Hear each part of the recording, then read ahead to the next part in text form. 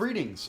My name is Brian Eisenhower, and I am the Director of the Office of Environmental Sustainability and a member of the faculty at Plymouth State University. I'm coming to you today from my own home, so I have to begin by acknowledging if you hear my dog Boba barking or other things in the background, you'll have to bear with me. I'm preparing this today for use in my Sustainability in Practice class held at Plymouth State University. One of the things that we do is talk about sustainability in our own community. I also hope to share it with my other classes, and I may offer it to all on campus given the times we're in and the need for more online instructional materials across our university. Sustainability is an important part of the world we live in. It's an important part of Plymouth State University and our identity. And so I believe it's time well spent learning about our community and learning about important issues that we face together. So it's with that in mind that I'll give you an overview of sustainability at Plymouth State, why we do, what we have done, and hopefully where we're headed. It is a topic that I have to begin by acknowledging that what I'm going to talk about today is the results of our entire community's efforts. Students, staff, faculty, the Plymouth town itself, the nonprofits we partners with. What you're about to hear is the work, the energy, and the achievements of a lot of different people. And it's only through working together as a community that we can achieve the level of goals that we have, which are truly aspirational, which is an important role for Plymouth State University to take. In doing so, I hope that you'll also learn more about your community and more about what goes on behind the scenes at Plymouth State. Much of what we depend on we may not recognize, and so hopefully this not only brings you more information about sustainability and what we're doing, but about the campus as well. I also need to acknowledge that as the Director of the Office of Environmental Sustainability, I'm happy to have the problem of staying on top or trying to learn of everyone's efforts on campus. So what I'm going to share with you is a snapshot. We recently had a representative, Deb Scanlon from Dining Services at one of our Pints with Professors events put on by the Office of Environmental Sustainability down at Biederman's. And she spoke for over 40 minutes just about what the Dining Services is doing. So again, I want to stress that what I'm going to present to you is a snapshot. It's selective, and I'm really happy to share that there are so many other people out there doing good work that I couldn't possibly fit it in today. What I'm going to try and do is move really quickly, probably a half hour, 40 minutes, which is longer than I would like to spend on a video format like this. But again, we have the good luxury or the good achievements that there's so much to share, it takes some time. I will move quickly. I tend to move quickly in general in terms of speaking. So if you're interested in more depth, you can always follow up. I'll provide email information. And with that being said, we'll see how we move through this, or how quickly I move through this while trying to stay coherent. And before I go any further, I also want to thank all of you for taking the time to listen, and I wish you the very, very best in these difficult times.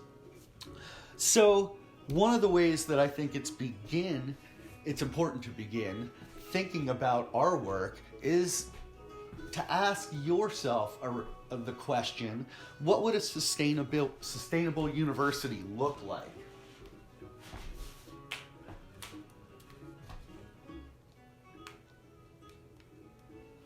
And if you give yourself just a few moments to think about that question, you probably can create some images in your mind. Depending on the type of thinker you are, you might have slogans and other images and ways of conveying meaning that really embody what sustainability might mean to you.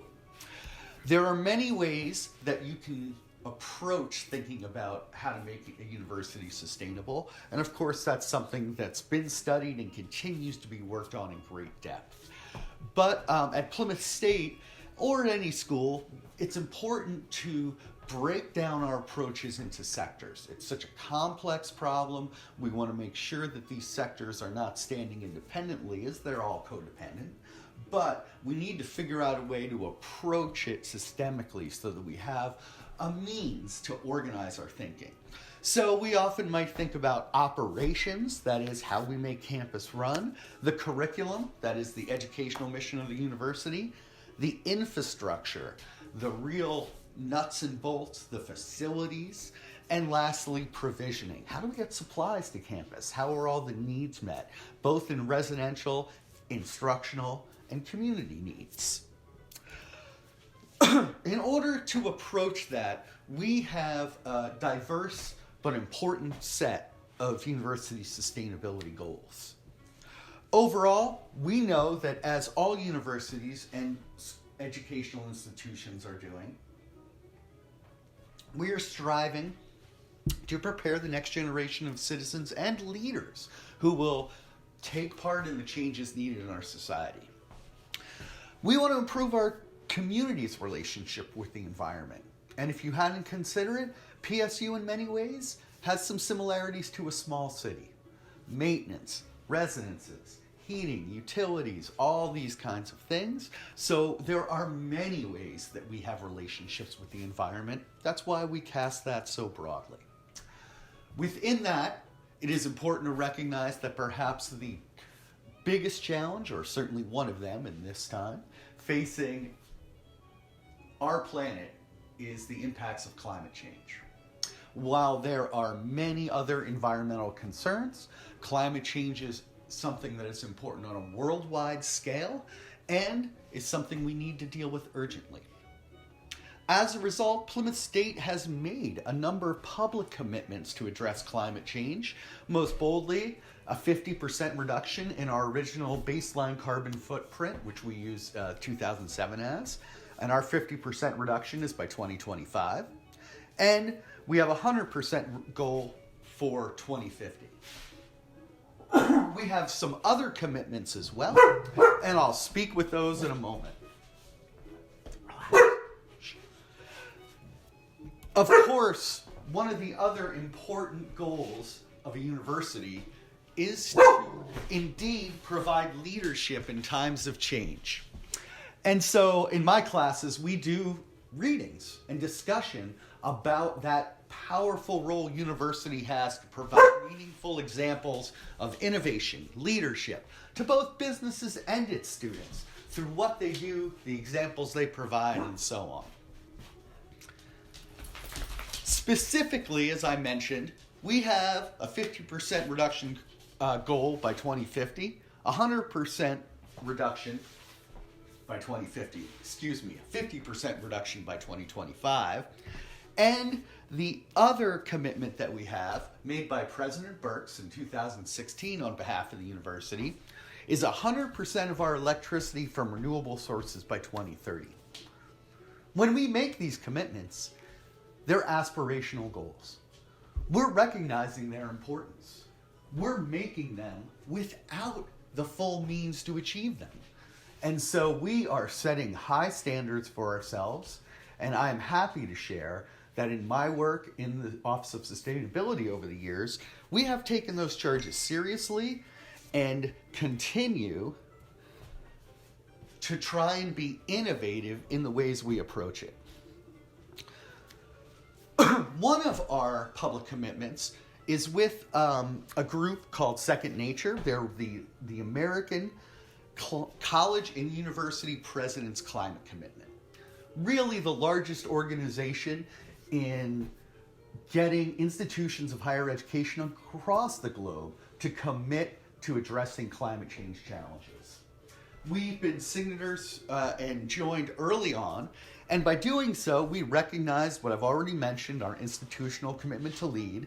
We committed to some specific first steps, some purchasing policies like Energy Star and some other things. We pledged to do a comprehensive greenhouse gas inventory to track our university's carbon emissions. And we pledged to make a climate action plan for our university.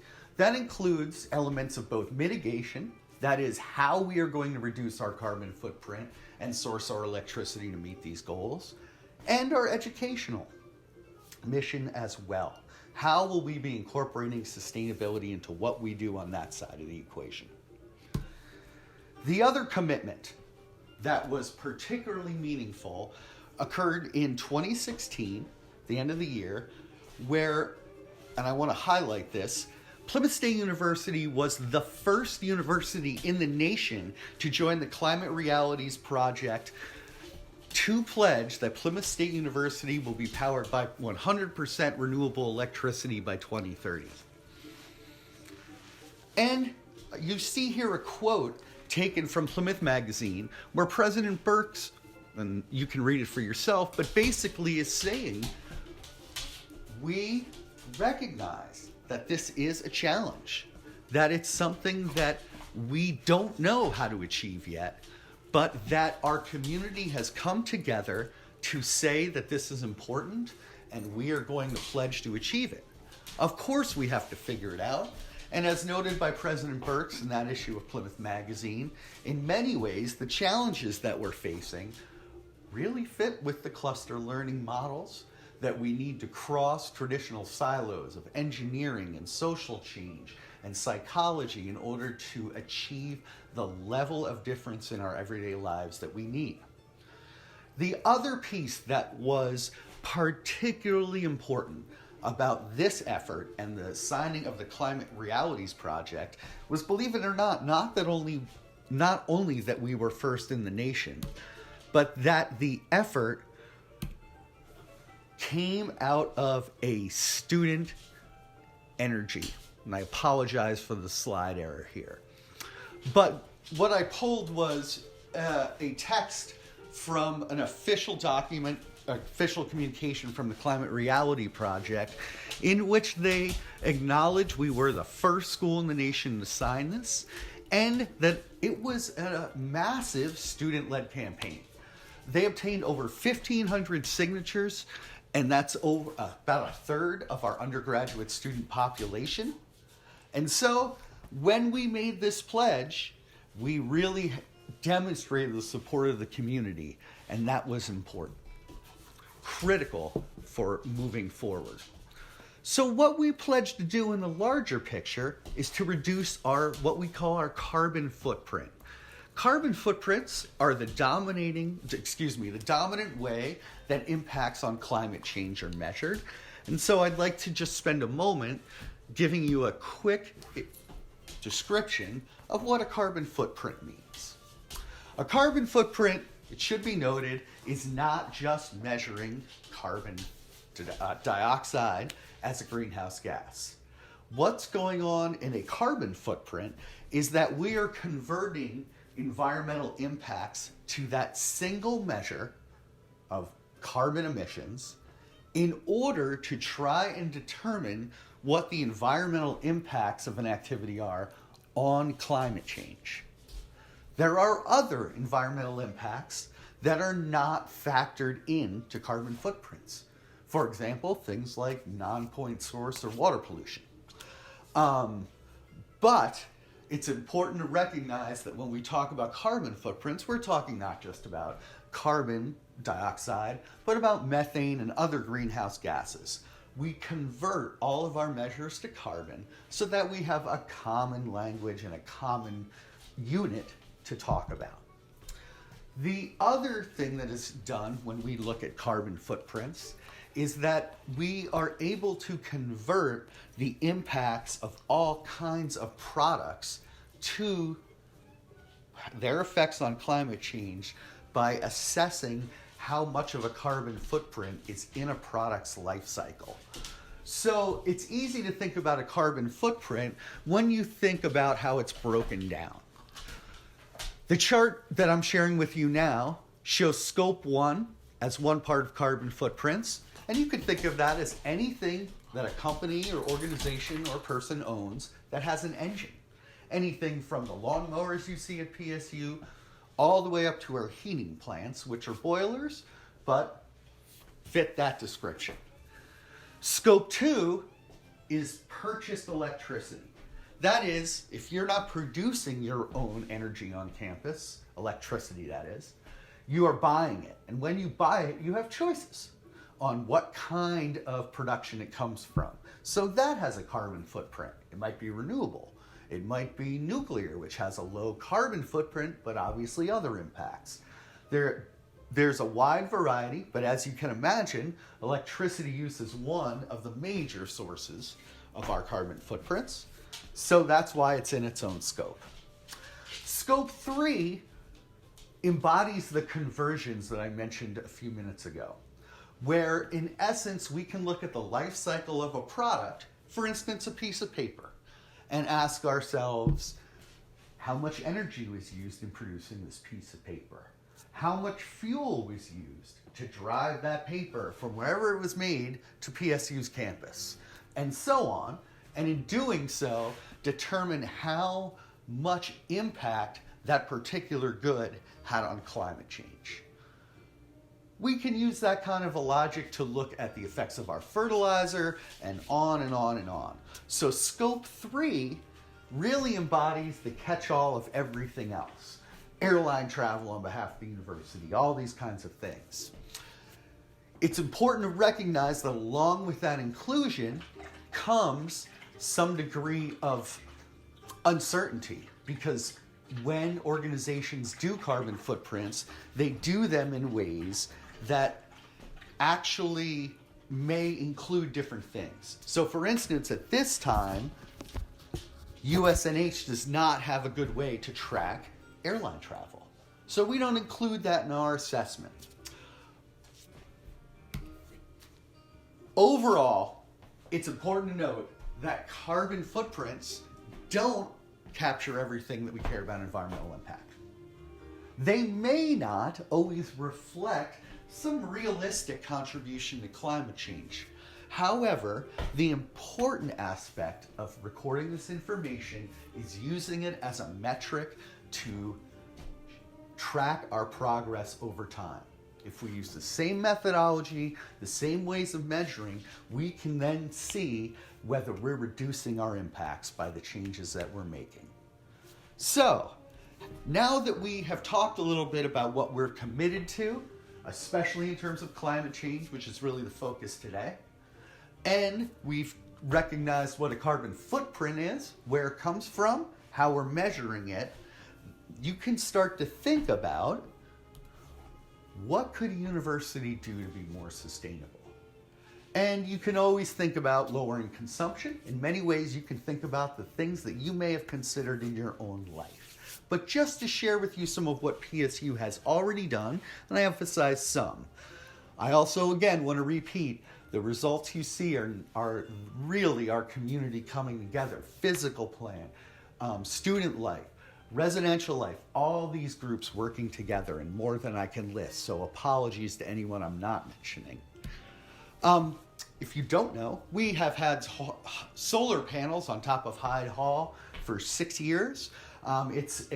People often want to know, does the unit power the whole building? Truthfully, on our campus, we don't design our solar arrays like that. We want to design them as large as we can make them so that we feed as much energy to campus as we can.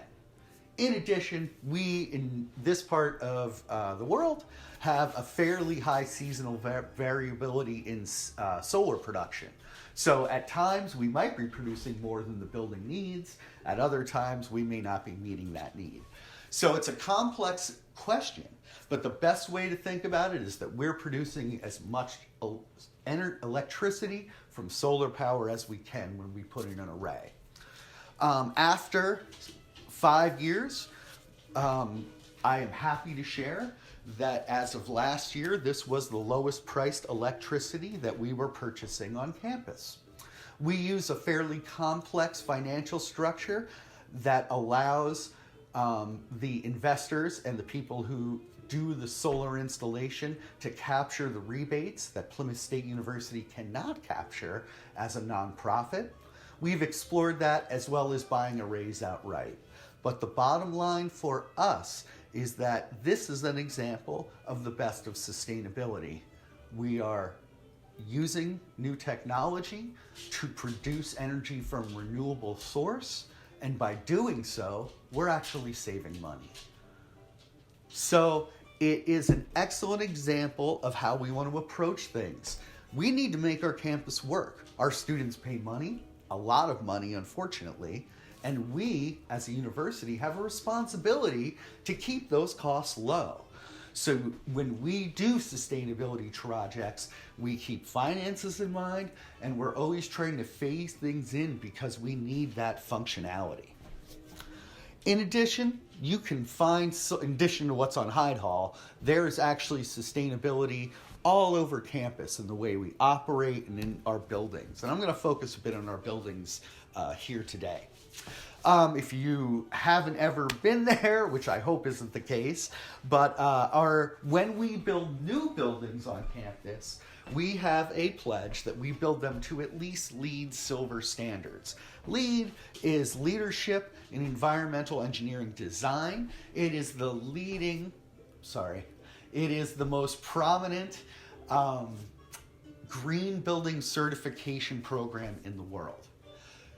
So it assigns standards and a scoring system for both new construction and renovations that allows a third-party assessment, a different outside perspective to assess the sustainability of a project.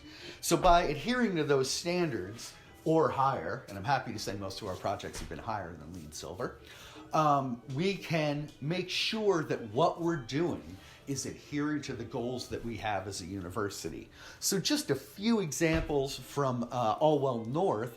It's LED lighting, especially in the track area, was very progressive at its time of installation. We're trying to continue to manage the stormwater, and I have to mention our grounds crew does a great job. You can see some of the native plantings there. It's low water use. It manages the stormwater better. Natural lighting, that's a lot of the reason we have the windows are designed the way they are and the building is structured as it is. Lots of energy efficiency, low water use fixtures, and as I already mentioned, landscaping. And if you weren't aware, we have a biomass heating and hot water system to provide the heat and hot water to the entire field house. This is what that system looks like. It is not cordwood or something like that people are throwing into a wood stove. It is a highly monitored and technological system. We buy wood pellets here in New Hampshire. Wood pellets have a very stable pricing. They've been just under $250 a ton for a long time, and we have a multi-year contract at that level moving forward. So basically, there are 2 units of the type you see described pictured on the right of this slide. In that unit, it heats the hot water through a very controlled combustion process of the pellets. That hot water is then stored in a tank so that it is available on demand when we need either hot water or heat for the building. It has proven to be a financially viable system. That price consistency is something that's really valuable in a portfolio as large as a university. Again, lots of complexity. I won't walk through how the system works, but our class will be taking a tour of this facility. Oh, well, we won't. I apologize. But tours of this facility are available once school is back in session. If you had also not been aware, our ice arena has some amazing sustainability features. Lots of energy conservation, but perhaps one of the most interesting is that we use a geothermal ground loop, to both help cool the ice, and in that process we use the heat that's collected to heat the building. It is a really efficient use of geothermal energy, and it is a very efficient ice arena overall. Ice arenas obviously have an inherently high energy use, and as someone who works in sustainability in a community, it's important to recognize that when we do things, we work as a community. So sometimes we may have decisions that produce more energy intensive uses. like an ice arena. In sustainability, you have to draw personal ethics about how you feel about that. But I will share that for my role, knowing the university did everything everything it could to make a facility they felt was necessary, efficient, and sustainable, was, I thought, an extremely positive sign. And I learned the importance of compromise and thinking about how we do what we do through that project. Most recently, we've constructed Merrill Place on campus. Merrill Place is a residence hall up on the northwest side of campus. And as I already mentioned, we build to LEED standards. LEED is Leadership in Energy and Environmental Design rating system. And in the case of Merrill Place, we actually ended up at LEED Gold level. We know that because LEED is a process that provides a scoring system, and I realize those are hard to read, so you can see some of the categories that are assessed in the LEED process. Location and transportation, the site itself, the efficiency, energy use, and so on. By providing this system, it is much like I said or referred to earlier in thinking about having a system to approach thinking about university, the provisions, the operations, the curriculum, and so on. This is the same idea where it's not that the categories are so perfectly defined, but rather that just having a way to organize our thinking is so important. So to give you some examples, more specifically of what's on in Merrill Place, there are sustainability features in rooms. There are valence units that circle the heat without fan power, which is happening all over the globe in the way that we're moving conditioned air around. The built-in window switches so that if the windows are open, the heat automatically shuts off. Lots of LED lighting, low-flow plumbing fixtures, and occupancy sensors. And of course, when I mention occupancy sensors, it's one of the activities or examples that allows me to share that other parts of our activities are addressing campus infrastructure. And we have a great New England campus. It has a ton of history, but of course that means a lot of old infrastructure. So we've done things like replace the steam pipes that move heat around campus, a multi-year massive project. And Physical Plan is always retrofitting with occupancy sensors and LED lighting and so on. Unfortunately, we don't have all the money we need. And that is an experience that most of us know in life. So, like we all have to do, we budget. And we continue to try and advance our purpose. So how did we get to where we are today? Now that we've talked a little bit about how campus might be sustainable, the goals we have, how we assess our progress towards those goals, we know that what we've done is because it's an institutional priority, because we have engaged students and our community as a whole is working together. And it needs to be recognized again, as I hope I mentioned enough. It's Physical Plan. It's all the parts of the university working together that really make things happen. Of course, we track our data very closely. And I thank Physical Plan, Stephen Foster, Walter Durack in particular for some of the slides that you're going to see here in the next few minutes. We work closely together to try and understand what's going on campus, make sure that different parts of campus are communicating. So here you can see our electrical usage over years.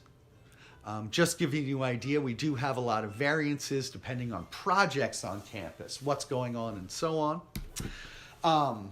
And by projects, I mean construction, for instance, changes our electrical load in huge ways, all these kinds of things.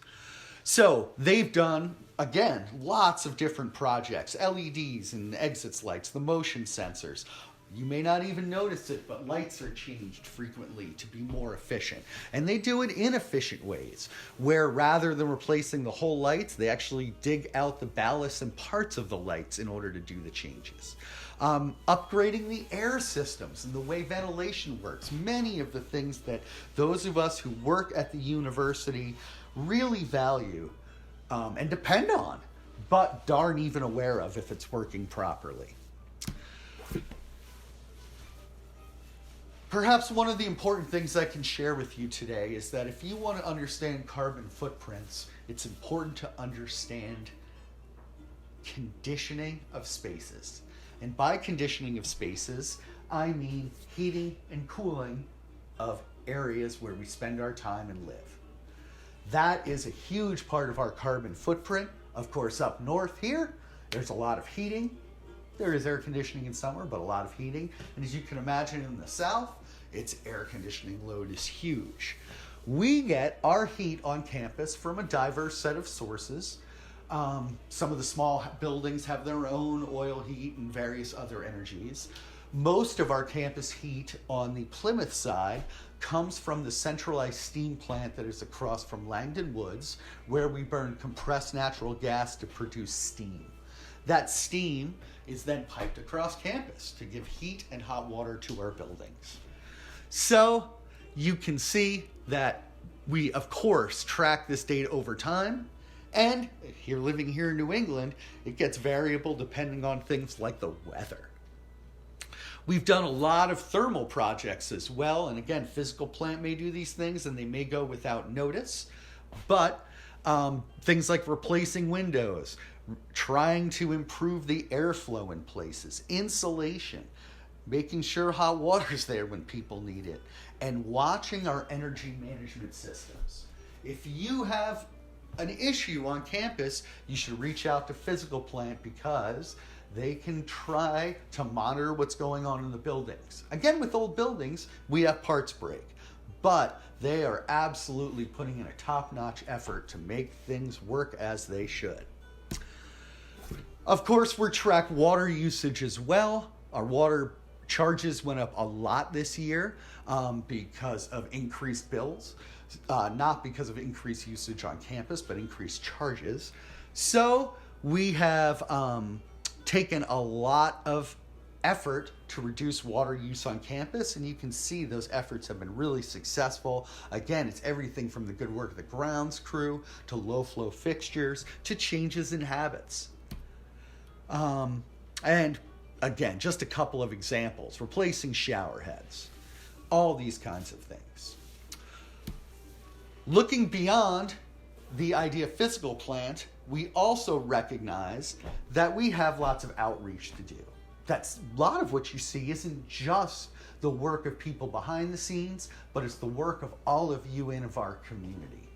And so as a result, we're always trying, we in OES and other places on campus are always trying to do outreach, trying to create awareness, trying to tell people about all this good work. So when I bring this back to students, I try and recognize that there is one important point they can certainly relate to. If nothing else, it matters to them because we spend a lot of money on energy. Energy is critically important, and so when we think about how much it affects each student, you might just keep in mind a round number. It's close to $1,000 that each student is paying each year just for energy. So obviously our sustainability decisions matter. And with that, what I am going to do is conclude part one of this presentation. It is my hope that you will tune in and watch part two, in which I will share with you a bit more detail about what we have done at Plymouth State and how we hope to achieve our goals in the future. It'll be an opportunity to hear a little bit more about our aspirations and where we're going. And so I hope to have the opportunity to speak with you again. I conclude by wishing you all the best in this very difficult time, and I look forward to the opportunity to see you all again. Be well and treat yourself well, and treat each other well, of course. Thank you, and have a good day.